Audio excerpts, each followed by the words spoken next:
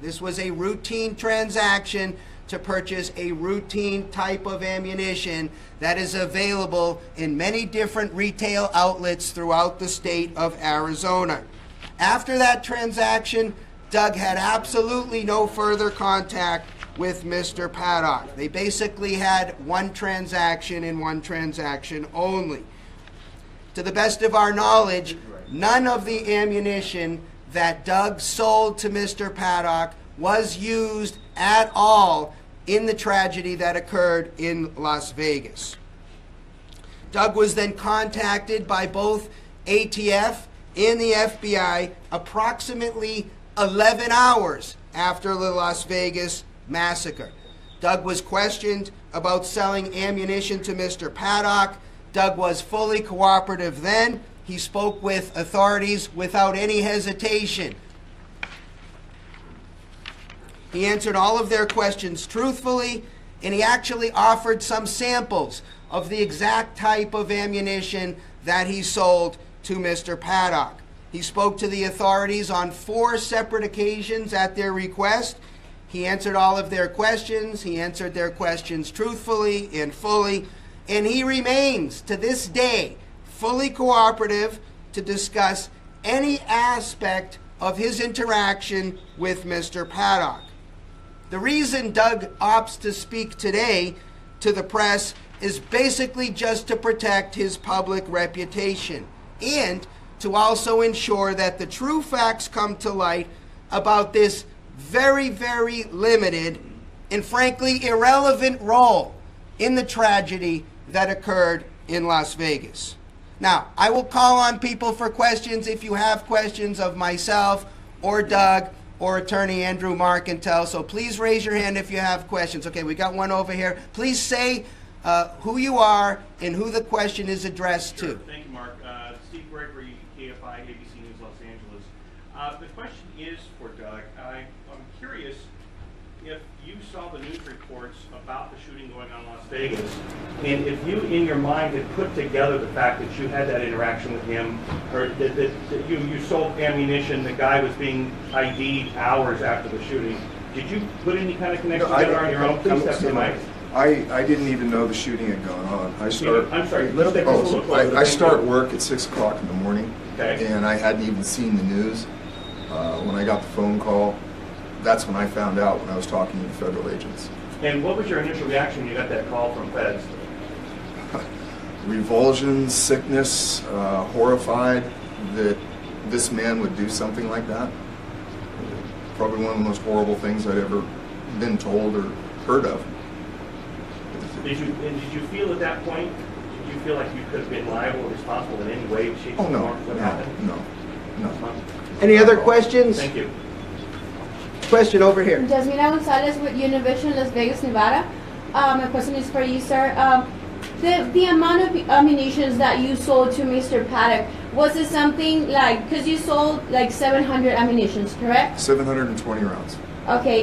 Is that something common, like somebody to purchase that amount of ammunitions, or was it something strange for you? Very common. Very common. Yeah. Okay, it wasn't something like requested, like custom made, or this? Because I know on your page. No. What he bought was surplus U.S. military tracer ammunition. 600 rounds, 7.62 NATO M62, manufactured by Lake City. 120 rounds, 5.56 M196, manufactured by Lake City in the original packaging.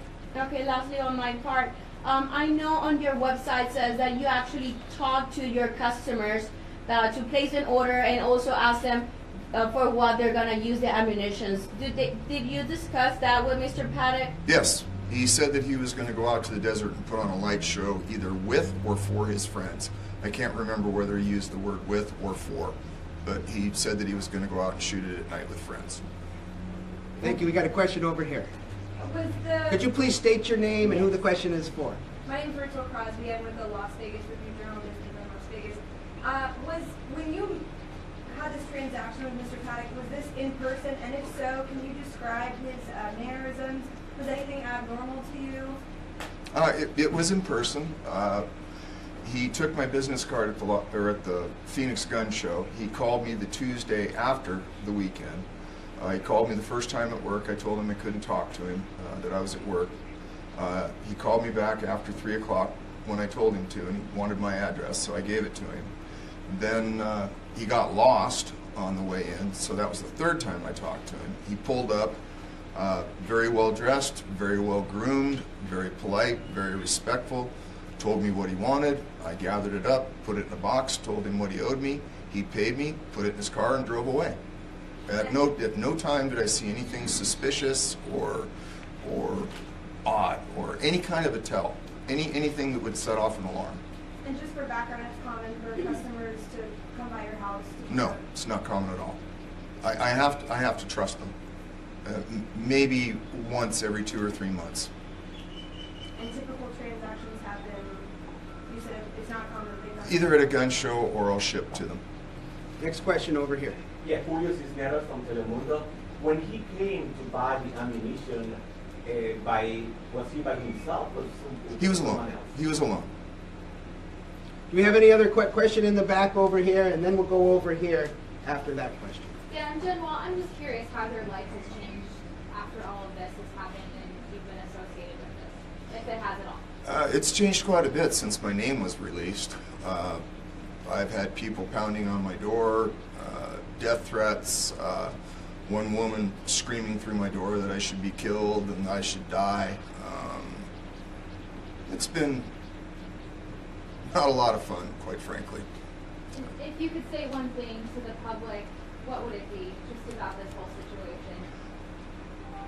I had no contribution to what Paddock did. I had no way to see into his mind. The product that I sold him had absolutely nothing to do with what he did. I'm a vendor, a merchant whose name was released, and Okay, we'll go over here and then back over here and then over here. Uriel Garcia with the Arizona Republic. My question is, and I may have missed this detail in the narrative, but was the ammunition also found in the room or just the box? I don't know. I believe the box, I know the box was, but I don't know about the ammunition. And how much did he pay you for that? I don't remember, to be honest. Was it hundreds, thousands?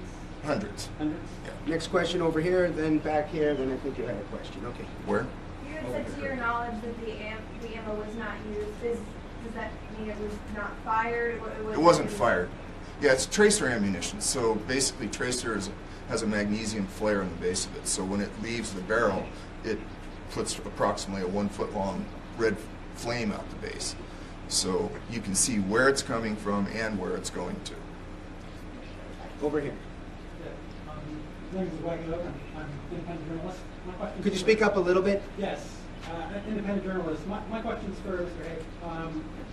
Haig. Has the MGM staff or any legal representation from MGM reached out to you or your... No, not at all. Okay, question over here. So, how did you guys know that this ammo wasn't used in the shooting? Did the You would authorities tell have that, or- seen red streaks coming from the window.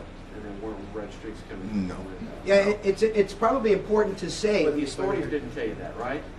Or did the authorities make that determination? We haven't asked them any All right, questions. all right. They've only been asked. But I think it's important to note that it's probably a bad thing that the ammunition that Doug sold was not used. If that ammunition had been used, it would have been far easier to locate the direction of the shooter, where the rounds were coming from, and it would have been much easier for the people on the ground to actually effectively find cover. So his ammunition wasn't used, but as it turns out, it probably would have been less of a tragedy. Fewer people would have died had that tracer ammunition been used. All right, did we have a next up, or were you done? I wanted to ask a follow-up. So Okay. you met him at the gun show. I met him first at the Las Vegas gun show. Uh-huh. Can you start off the mic? Met him. I didn't physically meet him at the Las Vegas gun show. Guy behind my table did. I did meet him at the Phoenix gun show where he took a business card because they didn't have the quantity of 7.62 tracer that he wanted. At that time, I got no bad feelings about him. The assessment was good. That's when I allowed him to call me to swing by my home. All right, let's go to the Dodgers fan next. Dave Montero, LA Times. How did you find out about your name being released in the seal search warrants, and how did you feel and how did you react when you first realized your name was going public? Shocked. Step to the mics, please. I was shocked that my name was the only one that was not redacted. It's focused all the attention on me. So. How did you find out that? Were you like sitting at the breakfast table? I was at work, and then my cell phone started to explode with phone calls. So. You've already asked a question. Someone who hasn't asked a question. Danielle Fox. Okay, Danielle. Phoenix. So for somebody who doesn't know, what is this ammo used for? Like typically, if it wasn't. Typically, it's used by the military to allow the gunner to guide his fire into a target. Civilians routinely use it as recreation. And then second question, kind of what happens from here with you guys? Just kind of, is there any type of legal action in terms of your name being released, or? If the authorities have questions that they want to ask of Doug, then presumably they will contact me and I will set up a time to bring him in and they can ask some questions about anything involving his interactions with Mr. Paddock. And so that, other than that, I think that this is probably a story that's reached its end. Over here. Following up on that, I mean, is there any legal recourse to take in terms of them releasing his name, not redacted? You know, there could be legal recourse because probably somebody failed to redact his name, and that's caused some problems for Doug. But my understanding at this time is it's not something we're likely to pursue. It's just the kind of thing that happens in life, and he feels bad about it. It's something he wishes he could have prevented. But on the other hand, there are many people who interacted with Mr. Paddock in the days before this tragedy, and none of them were able to determine that this guy was just getting ready to do some horrible act. And so it's just too much to ask of Doug here to just be able to figure this out in what's otherwise a very routine transaction. Has anybody not asked a question yet who has a question? Back here. How long total do you, I'm Melissa Lacey, ABC 15, how long total do you think you spoke to the FBI about this? Probably about 6, 7, 8 hours altogether, over 4 different occasions. Any other questions from anybody who hasn't asked? Over here. Maria Sheva with 3 TV and Channel 5. You talked a little bit about the threats that you've been getting. Can you go into detail of, I mean, you said people been knocking on your doors, you hope that today really... Yes, I hope today ends that. When people realize that I wasn't in collusion with Paddock, that I was not in any way, shape, or form associated with the horrible crime that he committed. And how does that make you feel Step up. living day to day? I mean, are you... I'm sorry, what? How does that make you feel living day to day that you're getting these death threats? What kind of threats are you... I've had death threats, yes. That makes me feel horrible, that people need to do their research and think rather than just react viscerally.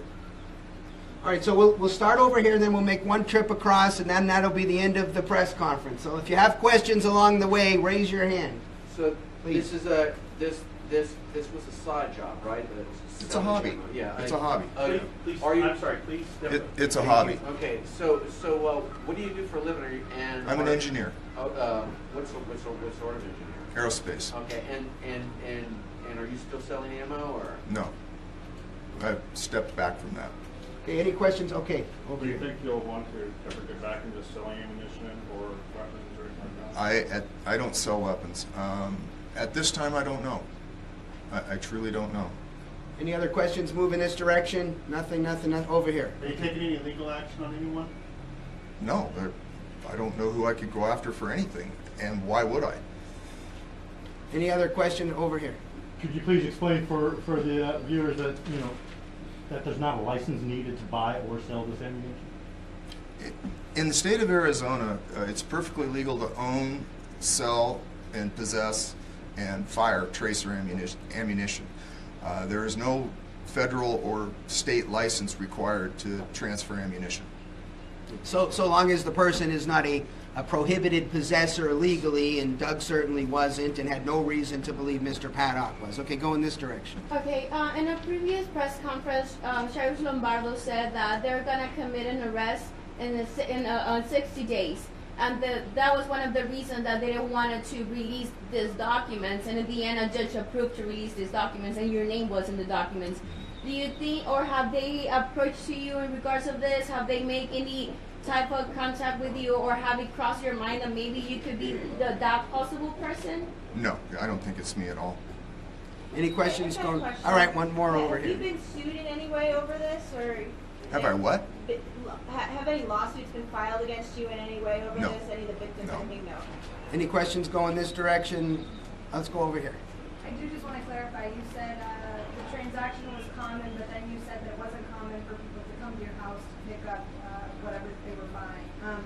Can you clarify whether the amount of ammo sold to Paddock was that common? Yes, that was, yeah. Nothing abnormal. Question. Mark, for you, I've been seeing conflicting reports. Is your client still a person of interest? You know, that's not a decision that I make. That's a function of whether ATF or FBI decides they're a person of interest. They could keep him as a person of interest for the rest of his life. It doesn't affect what we do. Sure, but have you been told one way or another? No, and that would be fairly uncommon for law enforcement to call me and say, "Hey, Mark, I just want to let you know a client who previously was of interest is now no longer of interest." If that happened, that'd probably be the first time it ever happened. All right, I want to thank you all for coming. I really appreciate it, and that will end our press conference today. Thank you. Thank you. Thank you. All right, you want to head in? Sure. Thanks, guys. What's up, man? How are you doing? Sure.